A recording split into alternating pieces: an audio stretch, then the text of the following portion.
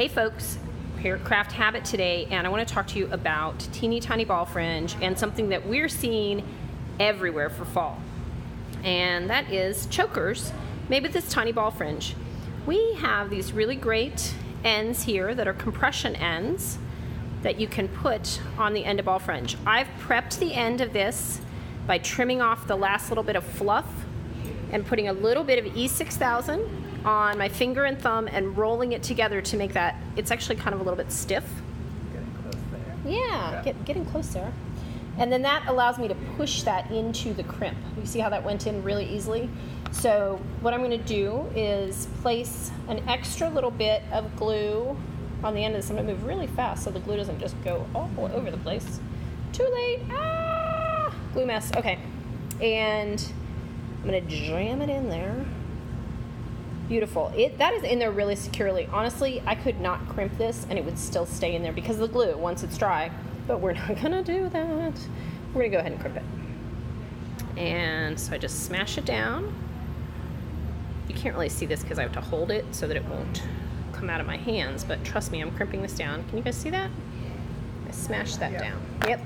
So now it's nice and tight.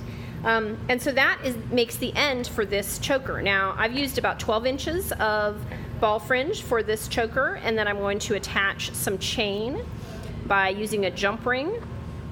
Here, I can do this very quickly, or not. I'm just going to attach the jump ring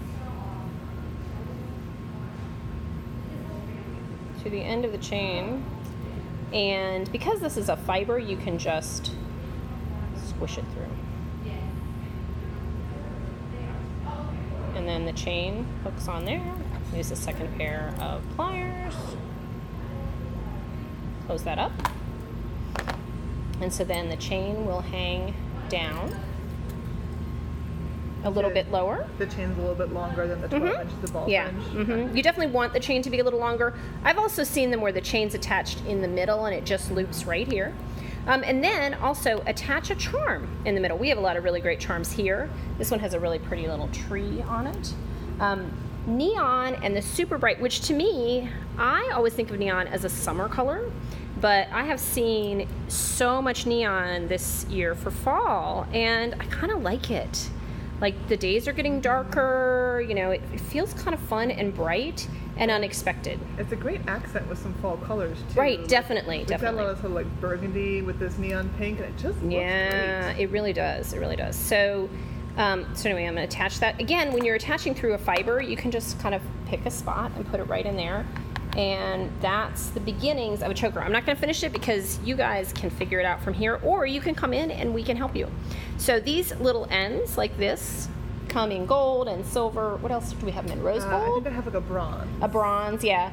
And they're really easy to use. You definitely need some glue. We love E6000. Super fans of that.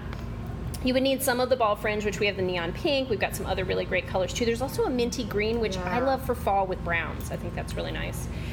If you wanted to, onto your chain, you could also add some beads with a head pin, you know, like some fall. I got some like fall green colors here. Or you could do some wire wrapping and hang some tusks or some crystals for a little bit more of a boho look. Anyway. So you can come and see this finished sample. It'll be here in the shop. I'm not going to finish it for you on camera because it takes a long time. And so anyway, I hope you're having a great day. Come see us. Come see us. Bye.